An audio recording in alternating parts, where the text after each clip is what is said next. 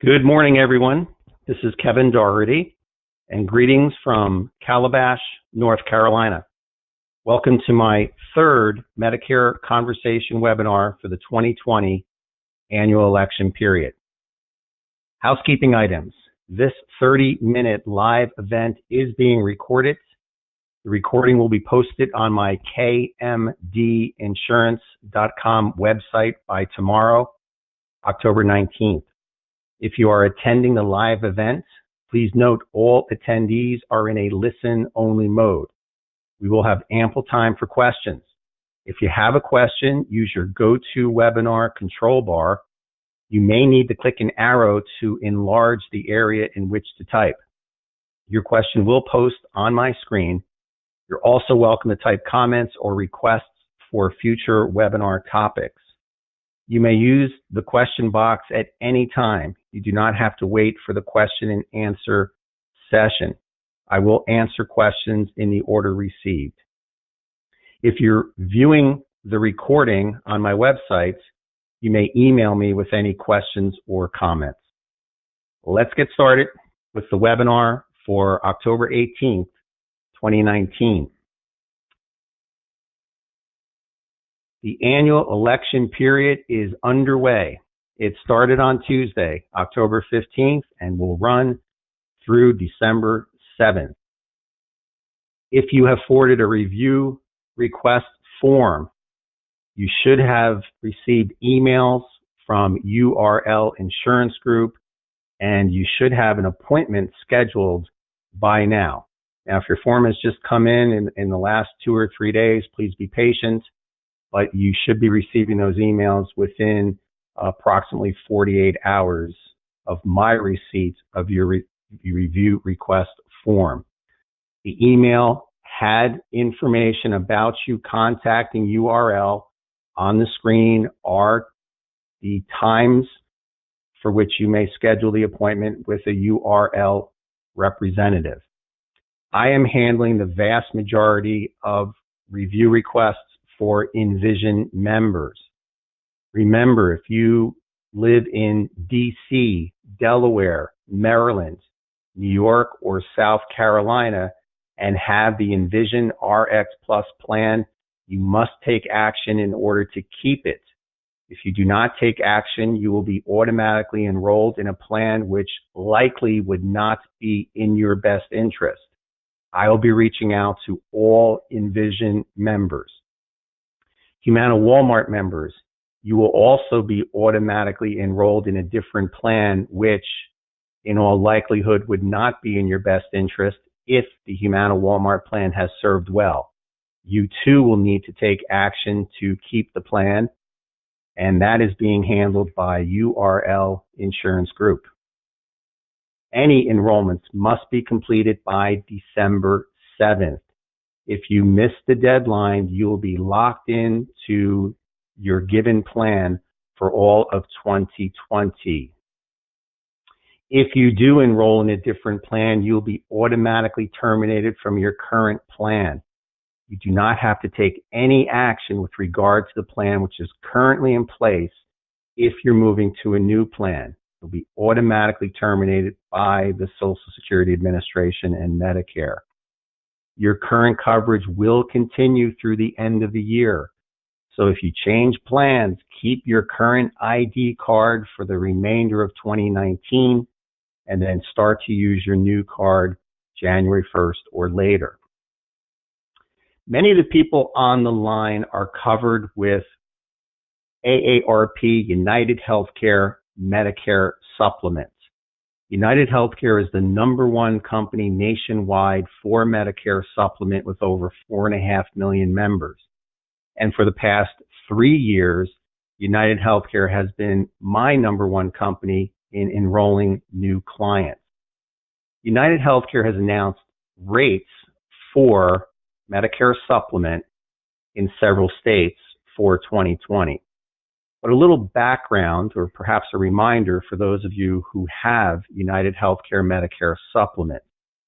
The rate structure United Healthcare uses is a community-based rate, which means theoretically all members, regardless of age, are paying the same premium for a given plan, such as Plan F or Plan G. However, the company, United Healthcare, uses an early enrollment discount and discounts the community-based premium up to 36% for a beneficiary who is age 65. The discount is then reduced 3% annually on the policy's anniversary. The announced rate increases for 2020 impact the community-based rate, and United Healthcare typically coordinates rate changes with the first of the year. So if you are a member with United Healthcare, you may be facing a rate increase for January 1st, and then on your policy anniversary, you would have a 3% step up as well because the early enrollment discount is being reduced by 3%. If you are a multi-insured household, so households with husbands and wives with Medicare supplement with United Healthcare are considered one account. So when you receive notification or letters from United Healthcare, it would be for both of you as a combined account, not individually. So here are the rates for DC members. If your plan effective date is between June 1st, 2010 and December 1st, 2019, the Plan F and Plan G rates are increasing 5.4%. If you are an older member and have an effective date through May 1st of 2010, the Plan F rate is increasing 5.4%. The Plan G rate is increasing 5.3%. If you are new to a plan, you have a 12-month rate guarantee. So obviously these changes would not go into effect until your anniversary. Maryland members, if your effective date is between June 1st, 2010 and December 1st, 2019, the Plan F and Plan G rates will increase 4.9%. If you have an effective date up through May 1st of 2020, the Plan F and Plan G rates are increasing 3.9%. Maryland enrollees also have a 12-month rate guarantee. So if you're within 12 months, you will not face any rate increases until the anniversary. I have not received any announcement for changes for members in Virginia. If you're in any other state, you're welcome to email me and I'll let you know if I've received any information about 2020 rates.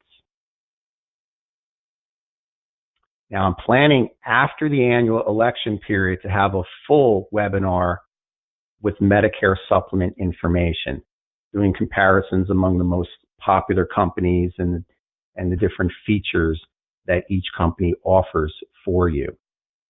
Please keep in mind, Medicare supplement plans do not have an annual enrollment or election period. So this annual election period, it doesn't impact your Medicare supplement coverage. You could actually change your Medicare supplement coverage at any time. However, unless you're new to Medicare, within 6 months of your Part B effective date, if you'd like to make a change, you would have to disclose information about your health. So you may change at any time, but only if health permits. So I thought I would also, on a very high level, provide you with information regarding Medicare supplement versus Medicare Advantage. Medicare Advantage plans are subject to the current annual election period, and if you wanted to make a change, you would need to do so prior to December 7th. So on a high level, I'm not permitted to provide any information about companies in this setting, but I will provide you with basic information regarding Medicare Supplement and Medicare Advantage. And I'd like to start with Medicare Supplement. The vast majority of people attending this webinar have Medicare Supplement coverage in place. So Medicare Supplement, which is also known as Medigap, is private insurance. private insurance which fills in the gaps of original Medicare, Parts A and B. The gaps in coverage are deductibles, co-payments, co-insurance, and excess charges, all of which are your responsibility. However, if you've purchased Medicare Supplement, some or all of these gaps are being paid by the private insurance company through which you've purchased the Medicare Supplement coverage. With Original Medicare and the Medicare Supplement, you may visit any doctor, provider, or facility which accepts Medicare for, of course, a Medicare-approved service. You have no networks to check. You do need to ensure that your doctor accepts Medicare, but you do not have to worry about doctor participation with a given insurance company. Again, no networks to check. Original Medicare and the Medicare Supplement provides coverage throughout the United States and territories. Original Medicare and the Medicare Supplement provide no coverage, however, for dental, routine vision. Now, a disease of the eye is covered, an injury to an eye is covered, but routine vision such as eye exams and eyeglasses, contacts, not covered by Medicare. Acupuncture, cosmetic procedures, hearing aids, fittings for hearing aids, long-term care expenses, not covered by Medicare. And if it's not covered by Medicare, it's not going to be covered by the Medicare Supplement. Many doctors have moved to concierge practices or boutique practices. As simply stated, this is where the doctor is charging a fee, perhaps an annual fee for you to be part of the practice. Any fees charged by a doctor or provider for concierge or boutique, not covered by Medicare and not covered by the Medicare Supplement. If you choose Original Medicare with a Medicare Supplement plan, then, for your drug coverage, you would have a separate or standalone plan. And that's the path most of my clients have taken. Original Medicare with a Medicare Supplement plan and a separate plan for prescription drugs. Now, although Medicare does not provide any coverage outside of the United States and its territories, if you have Plan F or Plan G in place, you have a foreign travel emergency benefit. It's limited coverage, $50,000 of lifetime protection outside of the United States during the first 60 days of a trip, with a deductible of $250 and 20% coinsurance, which you would be responsible for. As discussed in a previous webinar, if you are planning on traveling outside of the United States, please consider international medical coverage, which includes an evacuation benefit. The evacuation benefit would provide coverage if you need to return to the United States on an emergency basis. The foreign travel emergency benefit will not cover that. Original Medicare with the Medicare Supplement plan and the separate Part D plan, it provides you with full flexibility and control with your health care. You are permitted to visit any doctor who accepts Medicare anytime, anywhere in the United States and territories for a Medicare-approved Part A and or Part B expense. If you have Plan F in place, other than the premium that you're paying to the insurance company for the Medicare Supplement coverage, you have no other out-of-pocket expenses. So as long as your doctor accepts Medicare and the service is Medicare approved, you don't pay anything. No co-payments or co-insurance, nothing. Obviously, you're paying a premium to the insurance company. If you have Plan G in effect, it is the same as Plan F with one exception. Plan G will not pay for the Part B deductible. The Part B deductible is a one-time deductible. It is not per month, not per provider, one time. And for 2019, the Part B deductible is $185. The deductible will reset January 1st, and the amount may change. So if you have Plan G in effect, the first service you have provided in the month of January or February or March Your only out-of-pocket responsibility will be what the Part B deductible is in 2020. For 2019, it is $185. Now let's move to Medicare Advantage. As I stated earlier, the Medicare Advantage plans are bound by the annual election period. If you have an interest in a Medicare Advantage plan, you must enroll during the annual election period, and doing so would put a Medicare Advantage plan in place for January 1st. You would be opting out of original Medicare, and if you have currently a Medicare supplement plan with a separate plan for prescription drugs, those two would be terminated in favor of the Medicare Advantage plan. This is the Part C of Medicare. Original Medicare is made up of Part A and Part B, the separate Part D coverage for prescription drugs. Part C established the Medicare Advantage program. These plans are Medicare plans administered by private insurance companies. The most common Medicare Advantage plans are HMOs, Health Maintenance Organizations, and PPOs, Preferred Provider Organizations. The insurance companies refer to these plans as all-in-one plans because the Part D prescription drug coverage is embedded in the coverage for Medicare HMOs and PPOs.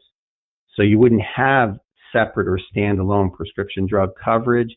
It would be coverage provided by the chosen plan. The insurance companies, with their all-in-one marketing, make it sound like that's a positive. I view that as a negative because you do not have the opportunity to shop your prescription drug coverage among approximately 25 plans to determine which is most appropriate for you. You'd be locked into the prescription drug coverage provided by the given HMO or PPO if chosen. As I've stated, enrollments for Medicare Advantage are permitted during the annual election period or given special circumstances such as moving from a service area. An HMO is highly restrictive. If you have a Medicare HMO in place, it requires the selection of a primary care physician from the insurance company's network of doctors. So you're not permitted to see any doctor for coverage purposes. You need to see a primary care physician who participates with the given insurance company. And referrals would be required to visit a specialist. And the specialist would also need to be in network.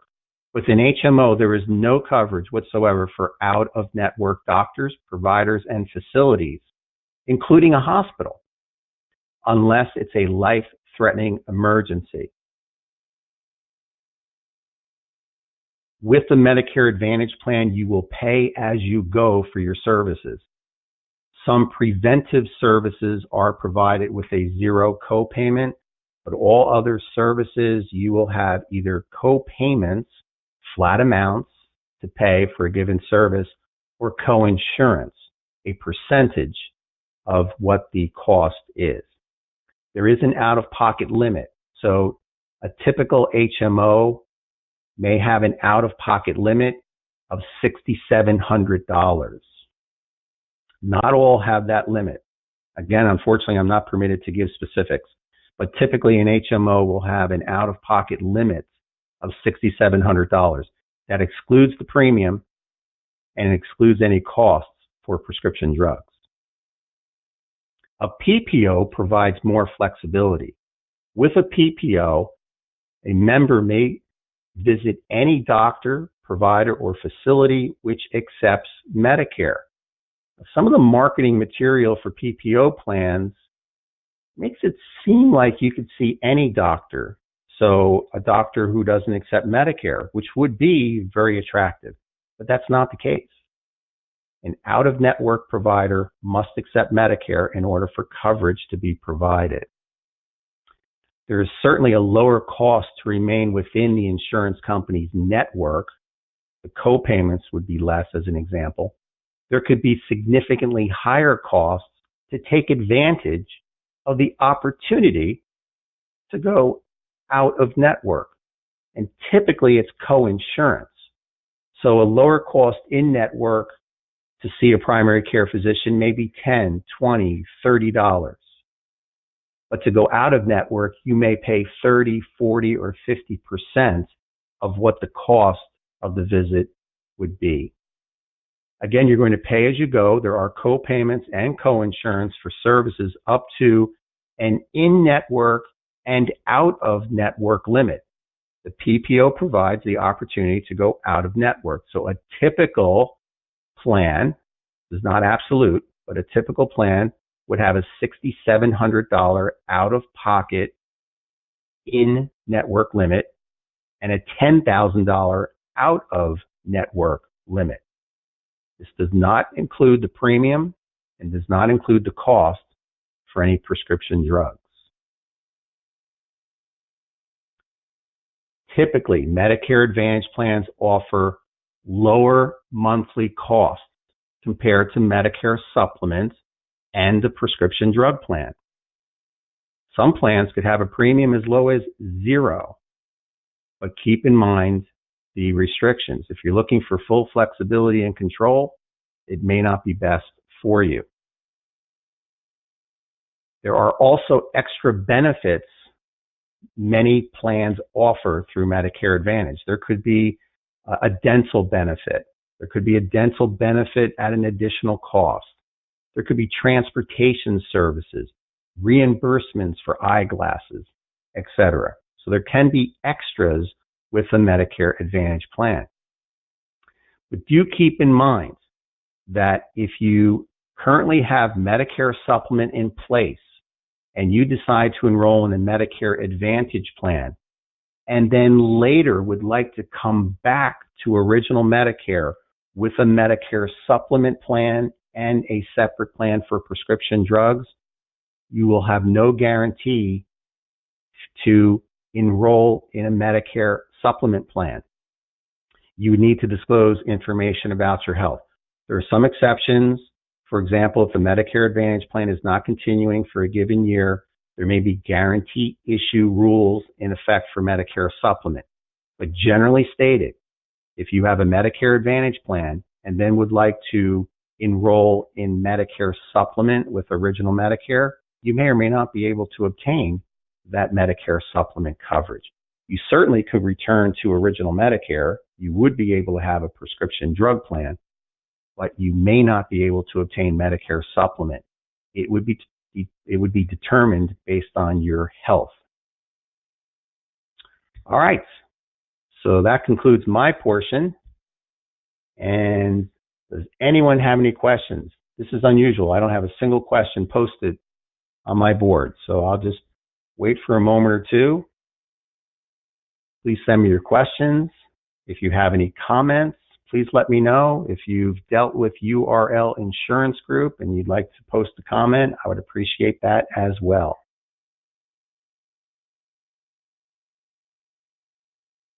Okay, here they come. All right. So if you have original Medicare, there are no out-of-pocket maximums. That is correct. There is a limit on hospital days, but if you have Medicare Supplement, it's over 500 days. There are some limits on occupational and physical therapy, but that involves the gatekeeper aspect, meaning your doctor is allowed to authorize therapy for a given number of days, and then the decision maker moves to Medicare. But Joanne asked that question. Generally stated, no, you don't have any out-of-pocket maximums, either with Medicare or with the Medicare Supplement. All right, Karen writes, a good chance I'll be moving from Maryland to Florida by January 1st. Is United of Omaha Plan G still the right option for me? It could be. You'll be allowed to keep the Medicare Supplement coverage, but it would be appropriate to look at options available as a Florida resident. Usually the Medicare Supplement is more expensive as a Florida resident, but you'd also have the opportunity to consider Medicare Advantage plans. I am not licensed in Florida, but URL Insurance Group could help.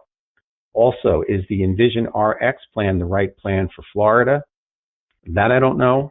we'd have to go through a review, taking advantage of the services of URL Insurance Group. You mentioned AARP supplement plan discounts. Should I consider since I am 65 till December 1st? Sure, it's up to you.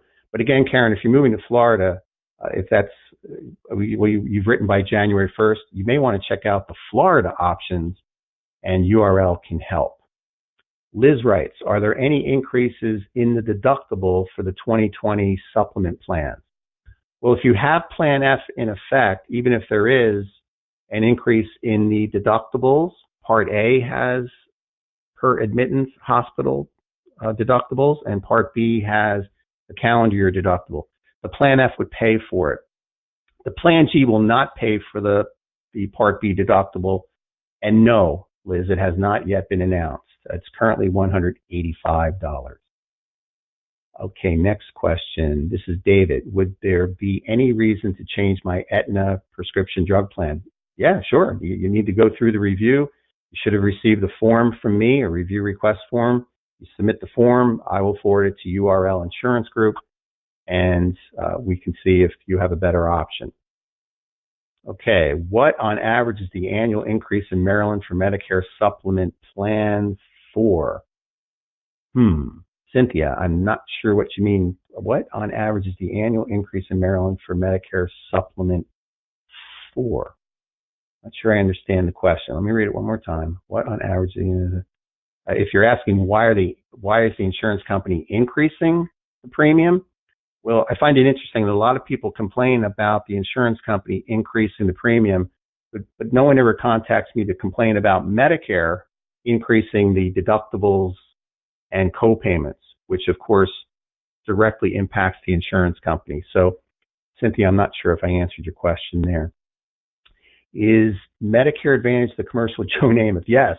Yeah, Joe Namath is on the television, and if you respond to that ad, you're going to be bombarded with phone calls from these evil insurance agents like me. Do you know what the 2020 deductible is for Part B? No, I do not. Has not yet been announced. That was Nina. Is the only advantage to having F versus G the $185 out-of-pocket expense? In terms of benefits, yes, Pamela. Plan F and Plan G are exactly the same, except Plan G will not pay for the Part B deductible. All right, we got about 2 more minutes. I'll keep firing away here. Okay, I did that one. Do you have any information for individuals working overseas? Sure. There is coverage that you can purchase if needed while you're outside of the United States. Absolutely. This is Diane. You can go to my website. I believe it's the Services tab. Click on Services, and I have some basic information about international medical coverage there. All right. I meant to type, Cynthia meant to type Plan F, not Plan 4. So what on average is the annual increase? I can't answer that question, Cynthia, because it's based on the company. So I posted what the rate increases were for United Healthcare. Mutual of Omaha usually increases its rates if there is a rate increase mid-year. United Healthcare and Care First typically announce rate increases for January 1st. Other companies do not follow that. All right, so let's see. No 2020 Delaware rates. I'd have to check. I don't know about United Healthcare or Delaware. I'll check for you. Is Plan F going away? No. Pamela, you may want to look at a previous webinar that I had done about Plan F. It's not going away, but new Medicare beneficiaries will not be permitted to purchase it. Okay, folks, I am out of time. There are a number of questions. I will respond to all the questions via email. Candidly, I'm going to be out of the office later today, so I'll be replying to questions tomorrow, and you'll have an answer by Monday. So thank you very much. I would like to end with any comments you have, please forward them, particularly if you've dealt with URL Insurance Group. So thank you, everyone. Have a great weekend, and I'll talk to you on Friday. Take care.